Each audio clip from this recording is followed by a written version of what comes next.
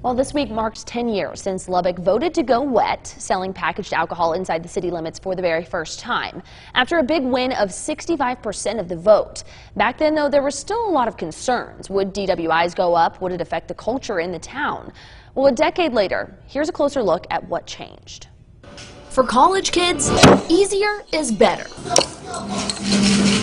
Right now it's so convenient, just either running to Market Street or just down the road just to have a bottle of wine. So I couldn't even imagine having to drive out of the city. A slightly older bunch remembers a time when buying alcohol meant a road trip down the Tahoka Highway. Hit the overpass and you come down the loop and you see like all the lights with all the strip.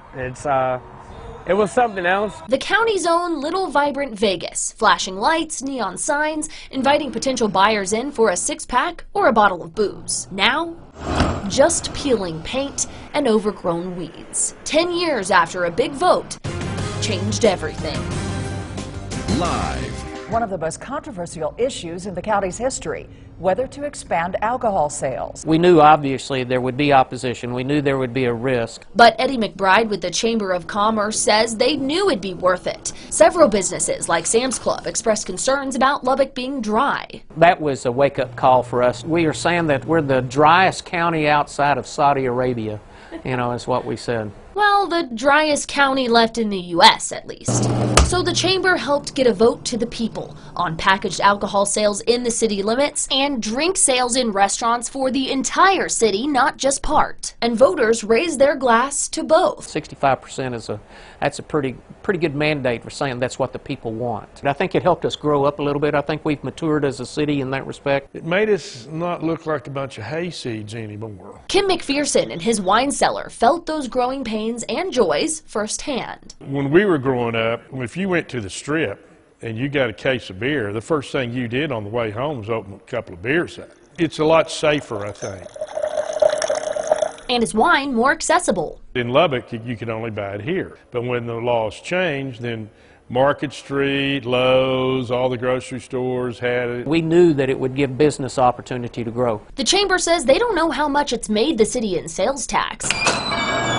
But the real benefit was property taxes, as local liquor stores and their big box competitors moved to town. Yeah, you can't compete with Specs and Doc's, but we sell service. You don't get smiles like you do here.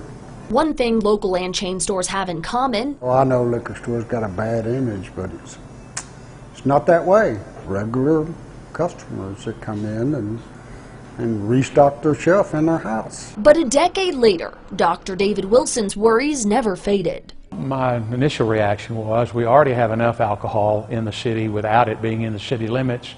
Why are we asking for more problems? He was one of the many pastors who encouraged his congregation to vote no. We have a right to disagree with some of the decisions that our city planners make. When you go into any store, people are just loading and loading and loading it up, and I'm thinking, you don't have to have that to make yourself feel better. All I see is brokenness and death and families splitting up. I just never see anything good come of it.